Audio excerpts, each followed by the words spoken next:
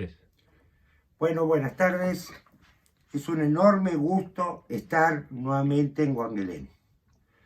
Por su historia, por su permanente reivindicación, por la convocatoria de hoy a toda o a parte de la sexta sección electoral de nuestra querida provincia para hablar de estos temas, por las oportunidades que tuvimos, por cierto, de estar con tantas queridas familias, a quien hoy abrazo, y hablando de esta situación tan impostergable como es el tema de Guanguelén, pero como es el tema de todos los municipios de nuestra provincia y en particular de esa larga columna que espera ansiosamente, anhelantemente, hace muchísimo tiempo, la reivindicación de su propia identidad.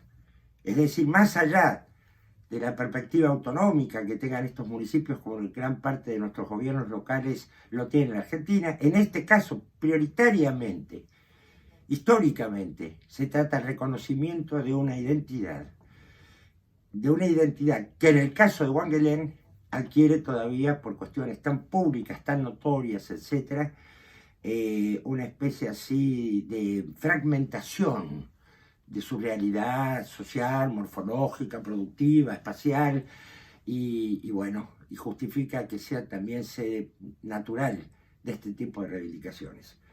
A ustedes, a Sur Bilbao, que ha tenido la deferencia de tomar contacto telefónico y de hablar largamente lo posible y de permitirme por este medio, que me anticipó debo tener que sea 15 minutos y me parece perfecto, dar 2 o 3 disparadores que de alguna forma se incorporen y se sumen al intercambio absolutamente provechoso, útil, que descuento va a ser estas jornadas de Guanguelén. Así que los abrazo a todos y me dedico a pocos minutos decirles esto. No es un tema jurídico, amigos. No es un tema que necesariamente requiera de especialistas. No es tampoco un tema técnico.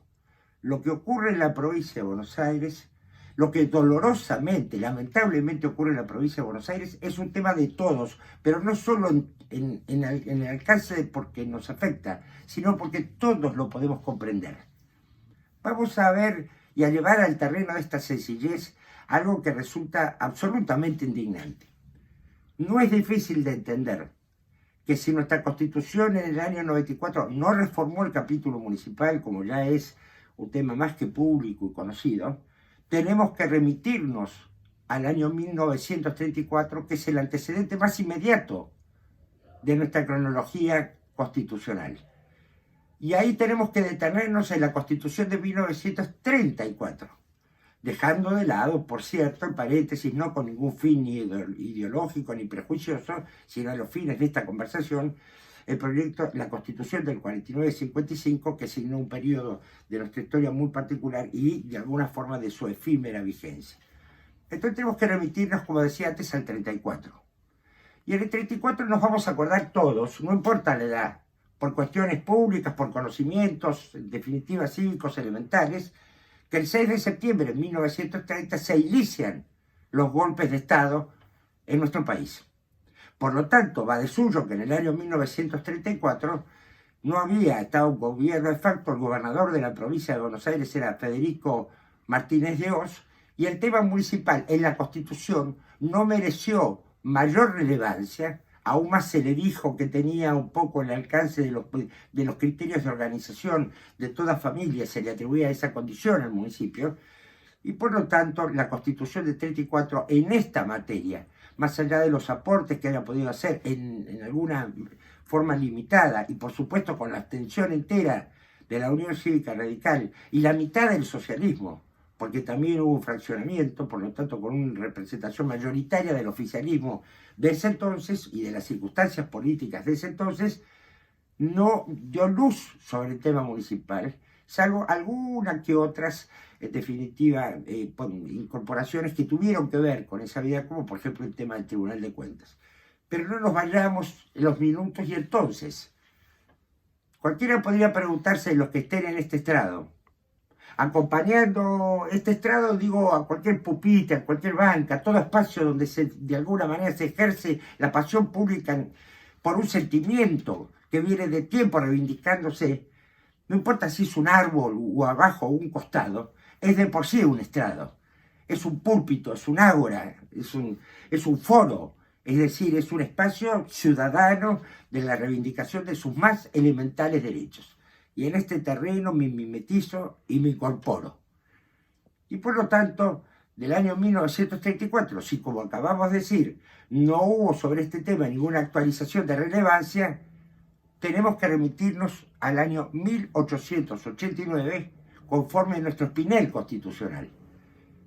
Y podemos llegar a la conclusión básica, elemental, terminante y dolorosa, que en el año 2021, en pleno tiempo de los nuevos derechos, de los derechos colectivos, de calentamiento global, de avance tecnológico, de posverdad, de revolución científica, de volatilidad y de todas las magníficas también cuestiones que ha traído, podemos decir, el propio concepto de la globalización, con sus zarandeos, digamos, desde el punto de vista geopolítico y grupal social.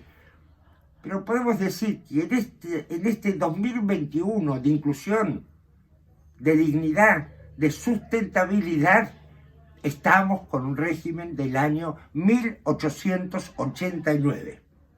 Y quiero adelantarle a los oyentes, a los amigos oyentes, a los señores legisladores, a los especialistas que estén presentes, a los concejales o representantes cívicos que haya hoy, me refiero al 12, por cierto, en Huanguelén, que esto no es una cuestión de autoría intelectual, de gran descubrimiento.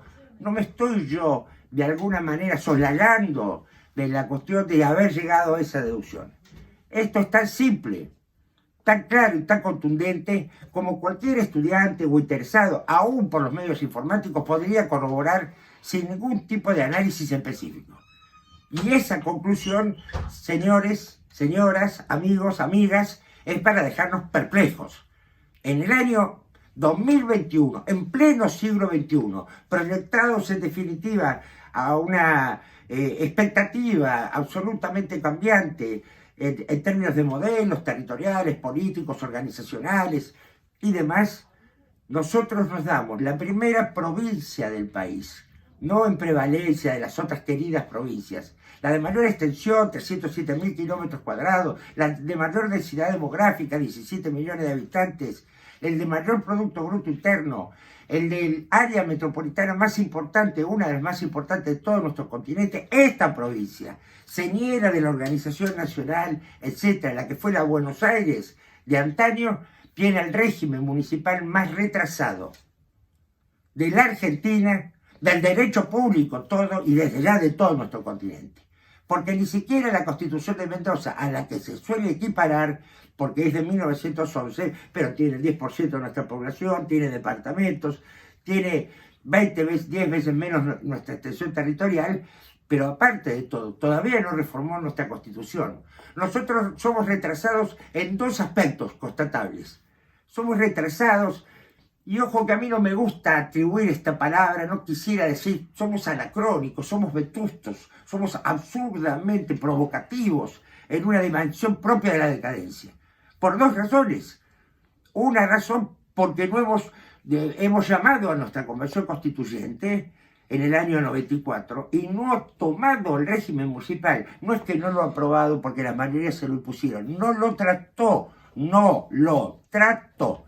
sepultando, entre otras cosas, la ley de 1859, que fue plebiscitada bajo otras circunstancias el 5 de agosto de 1990, que fue un trabajo arduo, que traía un avanzadísimo proyecto sobre la organización municipal en términos de sus asociaciones, de sus autonomías, de sus posibilidades en materia de recursos, de descentralización, etc., en la que trabajé muy intensamente frente a un calificado grupo del justicialismo y del radicalismo que en ese momento constituimos la comisión mixta, que arduamente trabajamos durante bastante tiempo, yo diría 2 o 3 meses con seguridad. No es el caso ahora hacer nombres ni alusiones en ese momento, esto tiene que ser dinámico, ágil, tiene que cubrir los 15 minutos y servir de una posta. Yo la primera conclusión que quiero decir es esto: esa dimensión de retraso provoca, o esa dimensión de parálisis, esa especie de fetichismo, del fatalismo del determinismo. Todo lo que no evoluciona se queda, y se queda con una especie de fatalidad cargada en su seno, como si estuviera en definitiva en su propio embrión, esa especie de determinismo en la cual hemos convertido a esta protagónica provincia en este reservorio anónimo, sin identidad, y de una pobreza a la que me referiremos ampliamente. Y no me refiero solamente a la pobreza por lo que los índices económicos nos están ofreciendo en la realidad, o la marginalidad, o tantas situaciones, la toma de terrenos y demás que hablan de la enorme crisis económica. Hablo de una pobreza estructural, hablo también de una pobreza institucional, hablo de una pobreza íntimamente convencido con la historia de esta provincia. No podemos seguir exportando candidatos, gobernadores, etcétera, de otras provincias, de otras localidades. No pueden venir a La Plata a ver cómo es esta capital y deseando volver para ir a otra ciudad, porque eso también está íntimamente vinculado con el sentimiento que se pueda tener, el conocimiento, la dimensión efectivamente territorial e inmediata con que uno puede recoger, más allá de la hoja de papel, los hechos acuciantes que llaman a uno y otro municipio. Y en este orden, también quiero decir que esa dimensión de involución no está solamente asociada al capítulo municipal, amigos legisladores, está asociada a todo su sistema normativo. Ustedes pueden saber, queridos presentes, que todo nuestro sistema normativo, el más importante, son decretos ley de la etapa de facto, dicho en otras palabras. La democracia, casi en sus 40 años, no ha actualizado las normas fundamentales que rigen y tienen una incidencia decisiva sobre nuestro gobierno, sobre nuestro territorio, sobre nuestra organización municipal. No lo ha actualizado. Hagamos un repaso rápido para saber de qué estamos hablando, sin ánimo tampoco de detenernos en ningún aspecto. En primer lugar, nuestra ley orgánica es del año 1958. Y tiene un tratamiento uniforme para todos los municipios. Debería darnos vergüenza, no digo yo ni a los legisladores ni a los representantes, que esto no forme parte, sino todos, que no formen parte de una agenda pública prioritaria de la provincia, junto a otros temas, junto a los temas que hay, educativos, etcétera. Pero tendría que formar parte de 1958 y saber que tiene un criterio uniforme para toda la provincia. De tal manera que es la misma ley orgánica para Tordillo, que tiene menos de 2.000 habitantes, que para La Matanza, que tiene más de 2 millones de habitantes. Entonces uno dice, ¿cómo vamos a tener el régimen más retrasado, una ley orgánica que en ausencia de ejercicio de cualquier tipo de facultad, que no tenemos, no tenemos ninguna facultad? El hecho del municipio cabecera y los delegados marca claramente el territorio, y no es solamente por lo que tiene una extensión en materia de partidos muy amplia, sino también que la falta de horizonte que tiene una delegación en cuanto a las facultades para resolver temas que le son propios. Pero no nos vayamos. Y tenemos hoy una ley orgánica de hace más de 60 años, inmutable, cuyos todos proyectos que se han intentado para modificar y para atribuirle nuevos mecanismos de comportamiento, que no he hecho el estudio sobre eso, pero no resulta definido para ahí, han quedado sin tratamiento parlamentario. Sin tratamiento parlamentario, incluyendo la famosa proyecto de hoy el presidente de la Cámara de Diputados, que oportunamente presentó con el Frente Renovador que lideraba el proyecto de la ausencia, que basta con las reelecciones, o sea, basta con la reelección indefinida que tenía que haber sido en el año 2023 y que, como toda ley, fue fruto de una negociación a los efectos de prorrogar un plazo más, y vamos a ver si se prorrogar o si son varios plazos o si eso queda en nada. Porque esto también está vinculado, no lo estoy diciendo con ánimo de al recién asumido presidente, ahora ministro de Economía, recordarle cuestiones. No me gusta esa forma de constante antagonismo. Estoy hablando para ilustrar, para sacar esta segunda conclusión. Tenemos que salir de esa diatriba permanente entre uno y otro que parece que se gana y no se gana nada, para tratar de apelar, superando eso, un criterio de institucionalidad. ¿Cuál es ese criterio de institucionalidad? Miren, amigos, solamente la Constitución ampara la inmovilidad, en principio, de nuestras garantías, derechos, valores y principios. Y entonces el ejemplo que acabo de dar de la legislación respecto a la reelección o de la ley orgánica municipal pone de manifiesto la debilidad de alguna manera de la ley. La ley está sometida, digo debilidad no por quitarle fuerza ontológica a su alcance, digo debilidad porque la ley está sometida a las tensiones agonales que sugiere y promueve la propia política, a la necesidad de la política, a los fines políticos. En cambio, la Constitución está asociada a los fines institucionales, a la idea institucional, a la perdurabilidad de una idea en el tiempo. Rige nuestras garantías, determina su interpretación, establece un programa de futuro. Nosotros necesitamos reformar con urgencia, no solo por lo que acabo de comentar antes, sino para restaurar el indignante episodio de haber tenido una convención sesionando sin haber siquiera tratado nuestro capítulo municipal. Ahora vamos al aspecto específico para terminar.